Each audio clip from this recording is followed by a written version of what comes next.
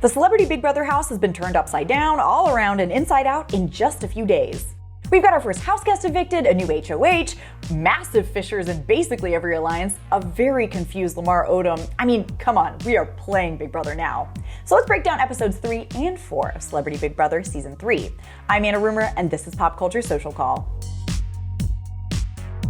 So when we last talked, Misha Tate had nominated Mariah Nagasu and Carson Kressley in her attempt to get rid of the Olympian. Mariah was actually really upset after the noms, and she's so sweet it was hard to watch. But you know who really stepped up? 𝐿𝐴. He jumped into dad mode immediately and was comforting her. It was a very genuine moment. I liked watching it. But next up was this brutal veto competition, one of those speed memory challenges that makes me just sweat thinking about it. Competing were Mariah, Carson, Misha, Cynthia Bailey, Lamar, and Mariah's choice, Todrick Hall, which yikes, because he so does not have her back. Misha looked strong early on, but Dark Horse Carson slammed through her time, finishing under 4 minutes. Wait, is Carson the biggest threat in this game? I mean, everyone loves him, he's apparently very sharp, and as we find out later, he makes a killer cake. Either way, it was a very good time for him to win the veto, because Todrick has gone full Anakin Skywalker on the Formation Alliance in favor of the Athletes Alliance, and no one has figured it out yet. Also, Shayna totally panicked and offered to play double agent for Misha, so things are not looking good for Formation.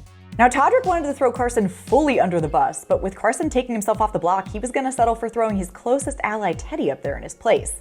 Everyone kept saying Teddy was Carson's closest ally, and I'm not sure that's true, but everyone wanted her out, so maybe it was a justification. Also, whose HOH is this? Damn, Misha, might as well hand over that key to Todrick. Okay, so we went from Teddy being the target to not being the target to being the target again. It's time for the vote. Oh wait, we got the Monwan curse. What was that? Well, looks like the secret was hiding in plain view the whole time. Flip both the words, nom, now. I feel so stupid. This time we're using the same round-robin kind of game from before to determine the third nominee of the week. And that honor goes to Todd Bridges after 𝐿𝐴 decided to give Lamar safety over him. Mariah down, Todd up. Oh, how this game can change in a second. Now neither of Misha's original noms are on the block. Despite Teddy's impassioned speech and Todd being like, okay, whatever, the Real Housewives star was ultimately the first house guest really voted out. The vote landed 5-3. Lamar, Todrick, NSYNC Chris, Mariah, and Shayna versus Cynthia, 𝐿𝐴, and Carson.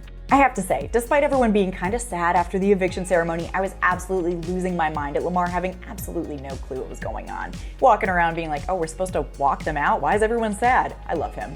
Okay, so that was Friday's episode, and I think it really highlighted how important it's going to be for the house guests to break up Todrick and Misha, which is going to require 𝐿𝐴 and Todd to actually wake up and play. I mean, literally, wake up from their naps and play.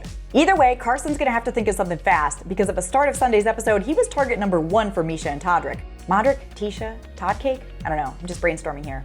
In his damage control tour through the wreckage of his former alliance, Todrick tells Cynthia he's still all in with Formation, he just didn't want to work with Teddy.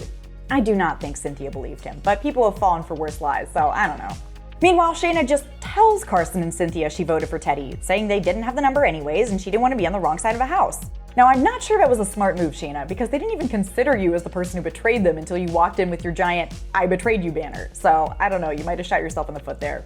I mean, not that it might matter. It turns out Shayna and NSYNC Chris have had a final 2 since the beginning that we're all just learning about. They're gonna have to start calling it the Athletes and Company Alliance because it seems like everyone's in it.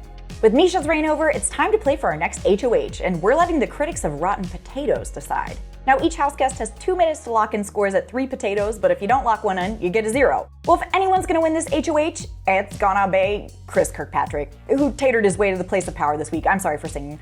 Now, he's a huge Big Brother superfan, and I love watching superfan HOHs because they're either expertly played or a huge disaster you know they'll think about at 2 a.m. for the rest of their life. I thought Misha had been playing pretty solidly until about now, when she basically tries to have a second HOH, pushing Chris to fall in line with what she wants, which is to put up Carson. Chris and Shayna, remember, our 2 besties, they're not having it, and Chris tells Cynthia and Carson that he is not letting anyone else play his HOH for him. In fact, Misha and Todrick's little showmance they got going on has Chris seriously considering putting up Todrick to split them up, and then he can draw on the Cynthia and Carson favor well later. When it comes to the nomination ceremony, Chris turns the keys to reveal 𝐿𝐴 and Mariah on the block, and unless NSYNC Chris has a major problem not being the only Chris in the house, this does feel like a potential backdoor opportunity in the making. Needless to say, Misha is not happy as she waves bye to her shot at controlling the narrative this week. But honestly, who knows what's gonna happen? This season's all over the place. Monday night, we have the Power of Veto competition and the next live eviction, so it all starts at 9 on CBS. Tune in.